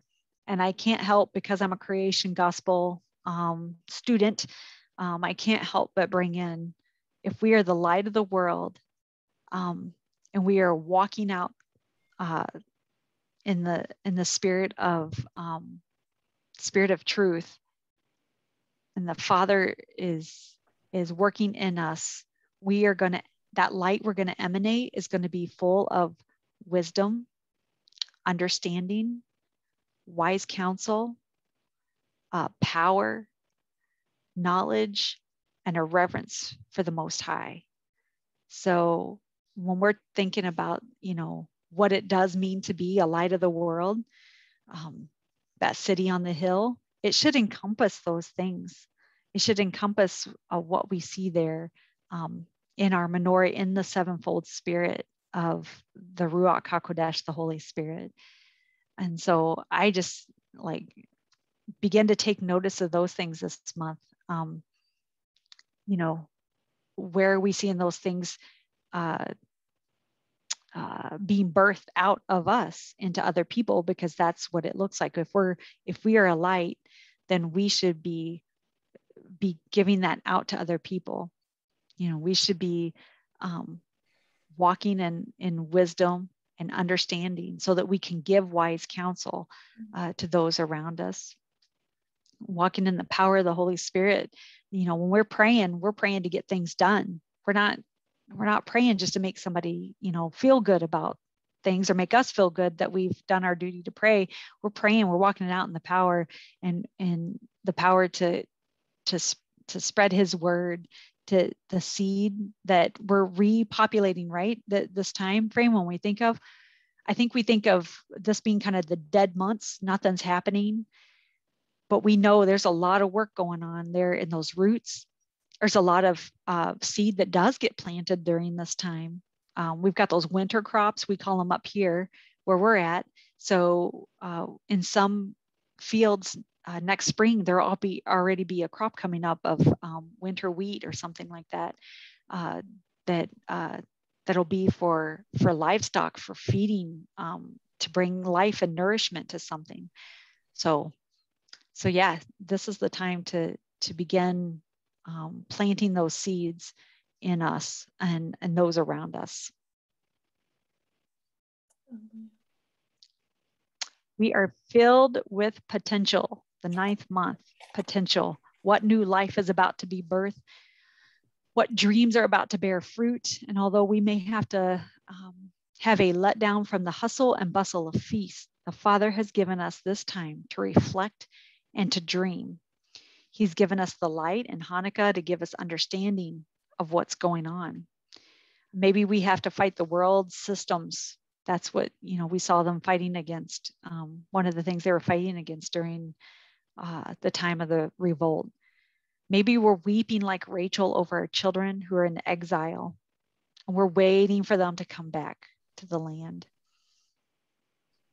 But we know that he has sent one that conquers those dark places. His arrow is pointed at the enemy, and he is taking aim, and he is bringing comfort and healing. Hallelujah. Hallelujah. Ladies, that is all I have, I think, for tonight. Is there anything that anybody has, any last minute things they want to share or go over, or questions, concerns, criticisms? I'll take them all. This is so awesome. I have enjoyed every second of this. Oh, that was awesome. Was that you, Susan? Yes. Oh, thank you. I loved it. That just makes my heart sing, because this is such a passion and love that the Father has given me that I absolutely never expected. The first time I read something on the Hebrew months, I never thought it would have the significance. I thought it was just gaining some knowledge about some things. But when I began to see it,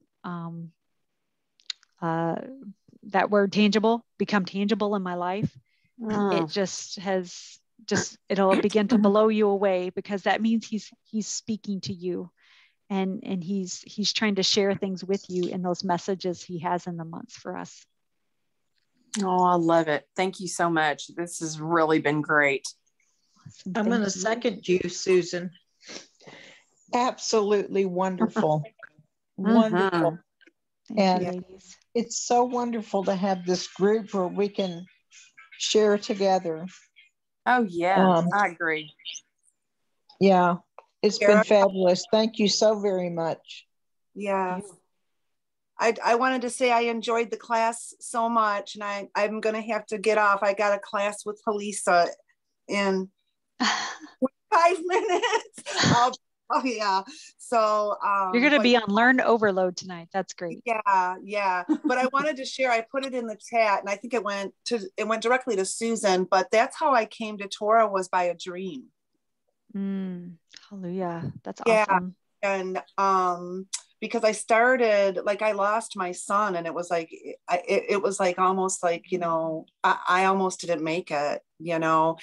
And so when you were talking about, like, you know, that whole, or, you know, hanging on to those roots and things, that's like what I was thinking about, like, you know, the deluge, when everything was just like barren and everything, but the seed was still there, you know, that came forth. And so, you know, yeah, I started studying the Hebrew, and then I had a dream, and he just led me to the right people, you know, like, to where it just started, you know, was like, oh my gosh, they don't teach us this, you know what I mean? But like, I didn't understand the dream at all. But I just prayed and prayed and prayed and prayed, and he just led me, you know, to Creation Gospel, to Halisa, to you guys, you know. I'm just like soaking this stuff up. It's just, he's so faithful, so faithful. So anyway, I love everyone, and Thank you. you did a beautiful job, and I just wanted to say good night, and thanks for being here. Yep. Bye. Shalom. Shalom. Bye. Bye. I'm going to turn off our recording, ladies.